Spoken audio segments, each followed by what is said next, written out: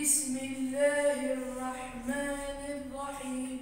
لم يكن الذين كفروا من أهل الكتاب والمشركين منفكين حتى تأتيهم البينة رسول من الله يتلو صحفا مطهرة فيها كتب قيمة وما تفرق الذين أوتوا الكتاب إلا من بعد ما جاءتهم البينة وما أمروا إلا ليعبدوا الله مخلصين له الدين حنفاء ويقيموا الصلاة ويؤتوا الزكاة وذلك دين القيمة.